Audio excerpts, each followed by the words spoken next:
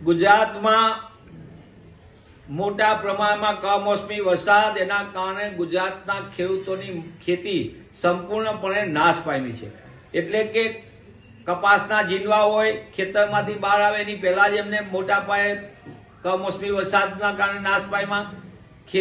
મગફળી ખેતરમાં પડી તે સંપૂર્ણપણે નાશ પામી, ડાંગર સંપૂર્ણપણે નાશ પામી ગઈ છે અને સોયાબીન સહિતના અન્ય પાકો પણ નાશ પામ્યા છે. ત્યારે ગુજરાતનો ખેડૂત પારાવાર આર્થિક મુશ્કેલીમાં ધકેલાઈ ગયો છે. અગાઉ પણ ગુજરાતના ખેડૂતો કમોસમી વરસાદના કારણે એમને મોટા પાયે નુકસાન થયું હતું, આર્થિક દેવામાં ધકેલાઈ ગયા હતા અને આ છેલ્લા કમોસમી વરસાદે મોટા પ્રમાણમાં ખેડૂતોને આર્થિક બરબાદીમાં ધકેલી દીધા છે. ત્યારે હતાશા, નિરાશા અને આર્થિક દેવા નીચે દબાયેલા ગુજરાતના ખેડૂતમાં આપણી આગળ જે સમાચાર મળે છે, દ્વારકાના ભાણવડ તાલુકાના નાના ગામના એક ખેડૂત 37 વર્ષના યુવાન ખેડૂતે પોતે આર્થિક તકલીફોને કારણે નિરાશા, હતાશામાં આપઘાત કર્યો છે, આત્મહત્યા કરીને અંતિમ પગલું ભર્યું છે. આ ઘણી દુઃખદ અને ચિંતાનો વિષય છે.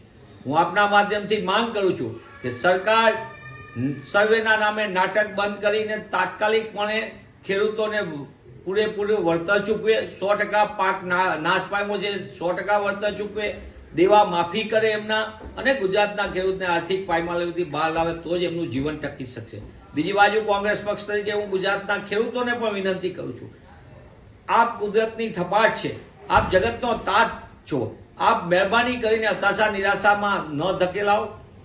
કોંગ્રેસ પક્ષ તમારી સાથે છે, અમે તમારી સાથે ખભે ખભા મળીને ખેડૂત અને ખેત મજદૂરોના ન્યાય માટે લડી રહ્યા છીએ. આપ અંતિમ પગલું ન ભરો, કારણ કે આપનું પરિવાર પણ ગુજરાત માટે ને જગત માટે જરૂરી છે. તેવા સંજોગોમાં સરકાર પોતે કોઈ ભાણવડના ખેડૂતે જે રીતે યુવાન ખેડૂતે અંતિમ પગલું ભર્યું એવું બીજા કોઈ ખેડૂત અંતિમ પગલું ન ભરે તેની પહેલા તાત્કાલિક એમને આર્થિક સહાય કરે તો જ ગુજરાતનો ખેડૂત અને ખેતી બચશે, ખેત મજદૂર બચશે અને તો જ ગુજરાત પ્રગતિ કરશે.